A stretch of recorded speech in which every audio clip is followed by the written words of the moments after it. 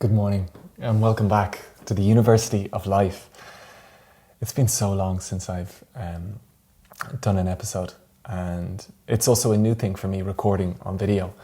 But I want to share the episodes, or at least some of the episodes on my YouTube channel. So if you are coming across this podcast for the first time, it's a real pleasure to welcome you. This podcast for me is a complete passion project. I realized a number of years ago that I learn best in conversation and through reflecting on my past. And I feel that all of us have these life lessons and wisdom in us. And I feel that if we only took a little bit more time to really reflect on them, we will be so much better. And somewhat similarly, but in conversation with others, if we only pushed a little bit deeper and asked those kind of questions like, what would you tell your younger self if you had a chance? Or what are the most piercing lessons you've learned? There's just so much to gain from that. So I used to have these chats with others and with myself for years, and I took so much value from it that at a certain point I felt kind of inspired. I wanted to do something more, and I thought to myself, what's the greatest gift I could share? And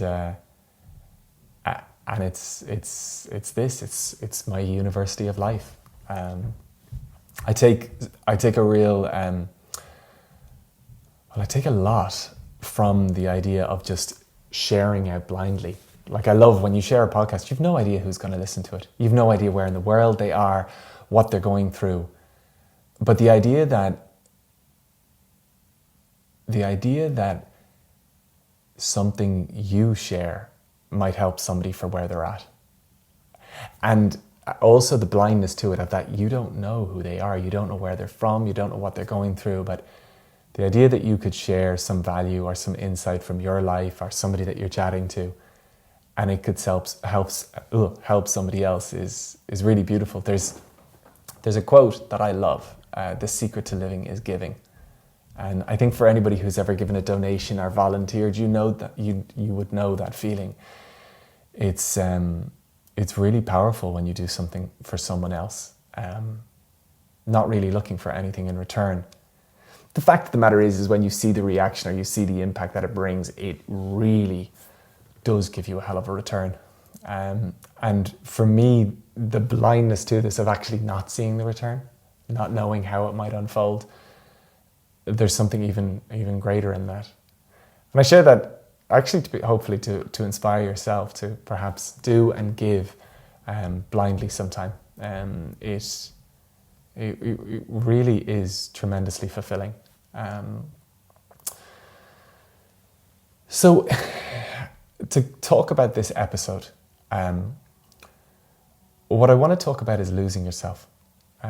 If you've obviously listened to the last few minutes, you would realize how passionate I am about this podcast. But I haven't been sharing episodes in, the best part of a year and a half. And look, for anybody following on, it's so obvious. We lose ourselves sometimes in love and in life. And that's actually a really magical part of life. But it is really important to, one, be able to recognize when we're perhaps a little bit out of sorts, and two, to be able to come back home, to be able to come back to ourselves and our priorities and the things that make our hearts sing, this being one of them for me. So when I was thinking about this episode, I thought, well, I should address the very obvious, which is getting a little bit lost. And I think, sometimes people put shame around that, but the fact of the matter is life is so stimulating, life is so exciting, and really and truly, they say nothing shapes us like the environment we're in or the company we keep, and the fact is, our worlds are always pulling us in different directions and stimulating us and exciting us and distracting us, and so it is completely normal to get blown a little bit off course at times. And it's actually when we do things a little bit differently that we learn so much. But the lovely thing when life is full of expansion and contraction, is to be able to recognize when perhaps, as I said, we've gone a little bit off course, and reorientate, refine. We don't go back to the old way that we were, but we do take some of the learnings that we've gotten on our time away and bring them back to all the other learnings that we've built up in life, and refine a new path for going forward, let's just say. So the first thing that I wanted to really emphasize is that we all get lost at certain times, and it's not all that bad. We actually learn, we grow, and we develop. But being conscious of when we're a little bit out of sorts is really, really key, and that's what I want to kind of share in this episode, is to talk into kind of some of the key ways we can recognize when we're out of sorts, and with that, then the practices that I share will actually help refine our way of being for going forward, to take the learnings from where we're at and bring them to all the other learnings that we've accumulated on our journey to where we are. So the first key thing that I wanted to talk about is slowing down. I talked about the influencing factors of our environment, and the fact of the matter is that we are all the time being encouraged to speed up, to work harder, to get more done. And unfortunately, when we're trying to do too much, life gets complicated. We think we can run or we can sprint, but the fact of the matter is we can only do that for so long. And if we try to keep up the pace, we'll fall over pretty spectacularly. I did an audit on entrepreneurs at one stage. I interviewed over 100 entrepreneurs and then kind of evolved into healers and coaches and all that. And one trend that I noticed amongst the successful was that they were all playing the long game. They were taking things slow and steady. On the contrast, the opposite was very obvious with those that perhaps weren't doing too well. They were all trying to do things too fast. So my encouragement is to notice when you're perhaps too busy. You're trying to get too much done. And that actually is a nervous reaction. When we're feeling stressed, when we're feeling out of sorts, we instinctively go to double down. But if you can catch yourself at that moment and slow down, the medicine is in that. So how do we slow down? I'm a big believer in taking time out for a walk, ideally in nature. There seems to be something fascinating about being alone in nature. And I say alone as in get your headphones out and actually just savor the space and the detachment, and take in the noises of nature. They're fascinatingly healing. But I find anytime I do go for a walk, if I'm stressed, I mentally slow down, I ground, I come into myself, and I start to find new solutions to little challenges that have been hanging over me. I also start to see things a little bit more clearly, and that is a really, really important thing. The second one is probably quite obvious in terms of slowing down, but it's journaling. I talk so much about journaling. Literally just taking a little bit of time out in your day to put a pen to paper and give your thoughts some room to breathe. Literally, if you don't know what to say, ask yourself, how am I feeling right now? And write from there. Or you might reflect on how has the last week been for me? What's worked? What's perhaps not? How could I refine for going forward? And just the art of stopping, putting pen to paper and letting those thoughts come out. It's going to slow you down, and it's going to help you really, really figure out where you're at, what's working for you, what's not. The third, probably a step forward from that, is to meditate.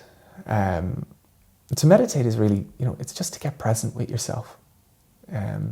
I like to sit when I meditate. For some reason, when I'm lying down, it doesn't flow as positively. But to sit and to close my eyes and just actually allow all the thoughts that have been accumulating over the day, to give them some time and space to breathe.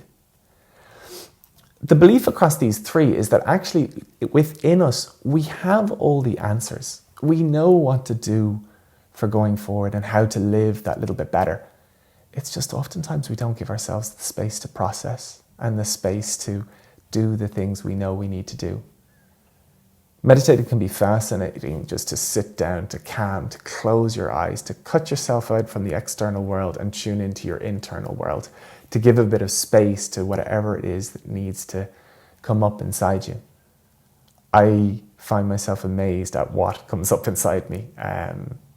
Again, whenever I give myself a little bit of space, I find a refined way of doing things, or an obviousness of, Jamie, you're out of sorts here. And that can be so bloody powerful and so healing. So those kind of 3 tools are really, really good to slow down and get a little bit of perspective for where you're at. Another one that is really valuable, but at the same time a little bit of a vulnerability, is to lean into those that you're closest to. Now, when I say lean in, I don't mean like, hey, what's up? How you getting on? Did you watch the game last night? Or anything like that. But I actually mean to tune into your friends and ask them how they are. What's coming up for them in their life? What's challenging them? What do they need?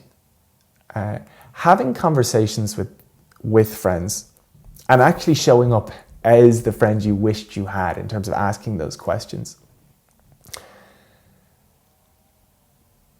is lovely. It's really healing. The one thing that I'm so conscious of is that when you actually ask real questions to your friends, not only do you connect at a whole other level, but you get a whole different perspective in terms of where you're at. We assume, generally speaking, that everybody else around us is doing so well and doing so much better than us. But in actual fact, when people start to really open up and we hear where they're at and what we're going through, yes, first and foremost, we actually bond all the more and we connect all the more. And that's important. That's so, so important, because we thrive in connection. But the other part is the relativity to it, of knowing, oh, I'm not alone in my challenges. I'm not alone in what I'm going through. And of course, when you show up like that for somebody else, they're going to show up for you like that. And in them asking you those questions and in getting space to talk, it can be really positive in terms of, one, letting out a little bit of steam, because we all build up stuff inside us. And then 2, helping us figure ourselves out a little bit. There's a key thing in friendship. It's that, those around us shouldn't really give advice unless we ask for it. But what they do is they make space for us to figure ourselves out. As a coach, one of the biggest principles we have to learn is that people have everything they need inside themselves to figure themselves out. And it's really important to make space for people to figure themselves out. To also be so sensitive of how influencing one can be when they give their advice. So as coaches, we hold right back from giving advice. And instead, what we thrive in is asking the right questions to help somebody figure themselves out. And I talk about friends because oftentimes there is a vulnerability.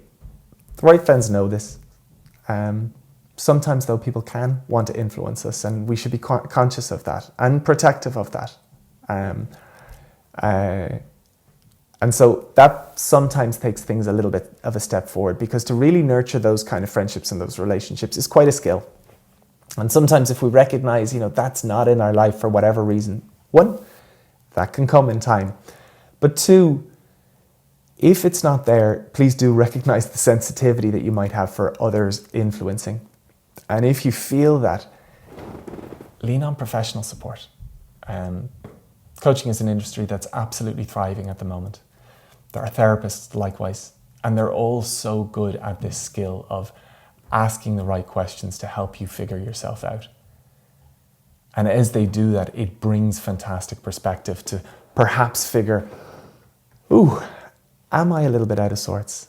Am I perhaps, a little bit out of sorts, not being true to myself, perhaps deprioritizing myself?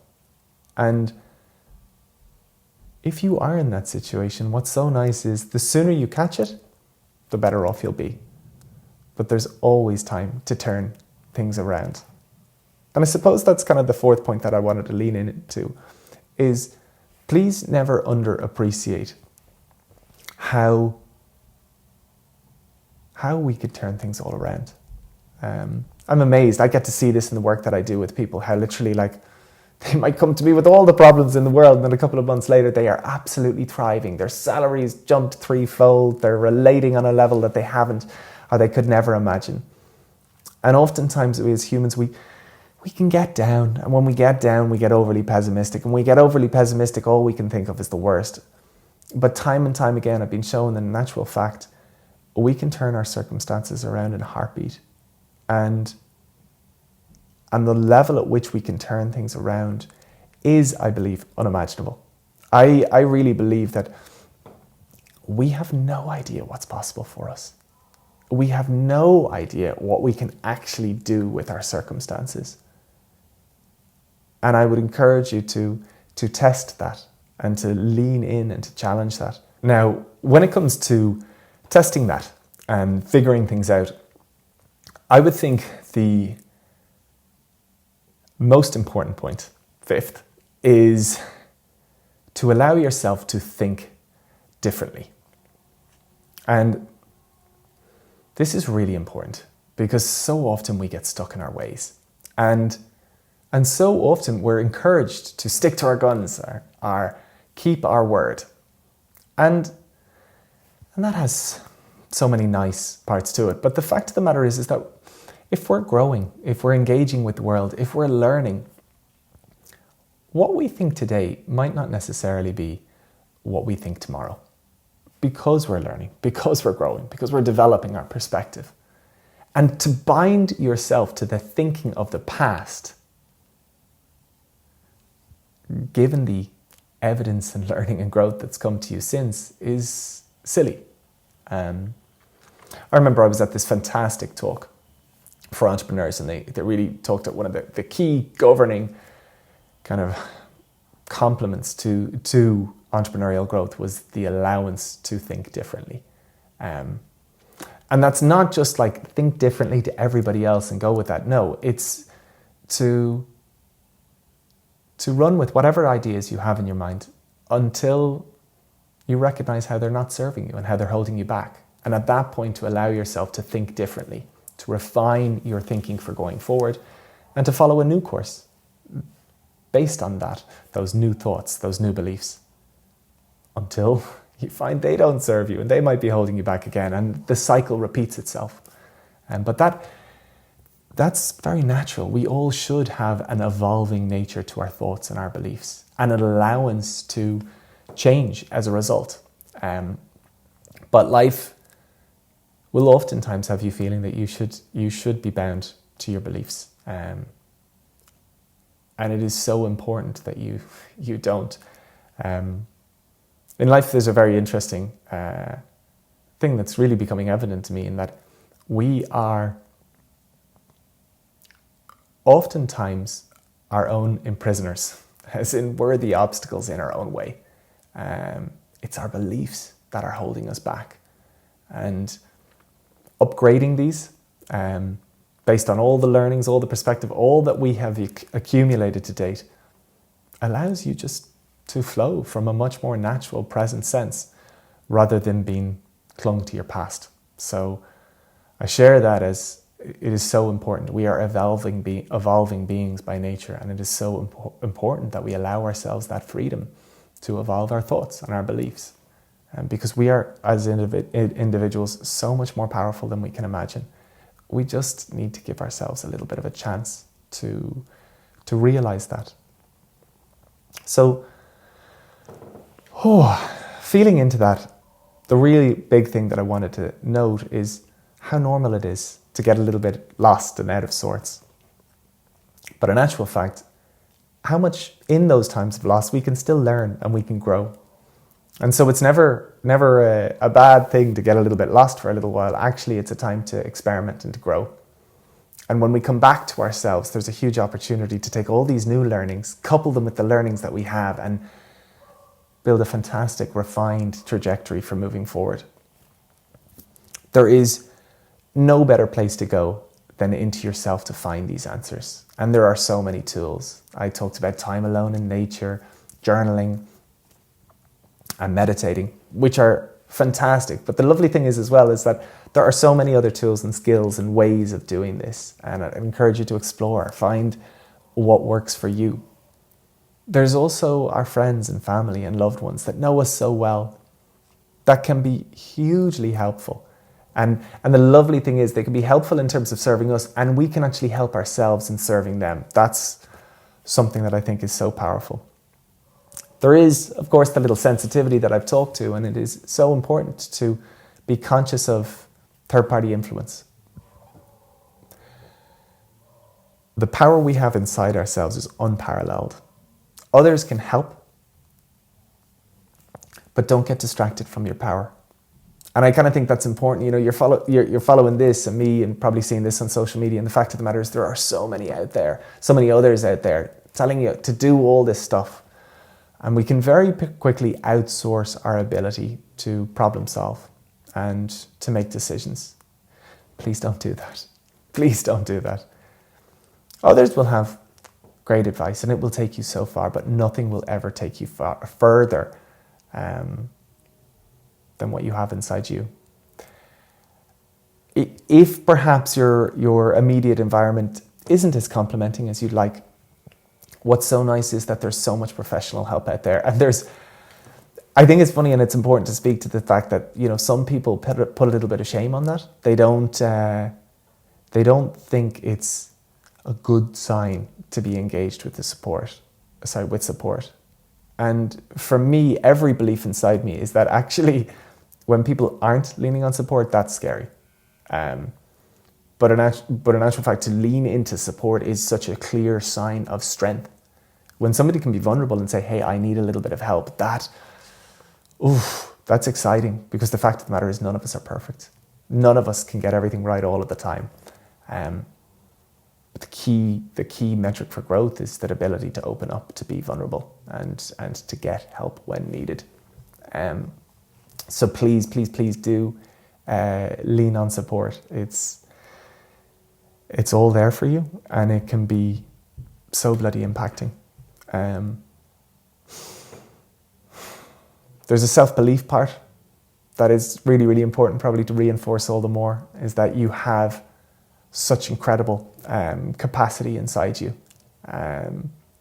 But knowing that's possible, knowing that you have that, and really feeling into that knowing is so important, because we do need to build up a little bit of defense against those other external influences. And I share these because, well, what's obvious? I got a bit distracted from my podcast for a little while, and a shame, because it's something I absolutely love. But in the time coming back, there's so many lessons learned. There's so much growth to share.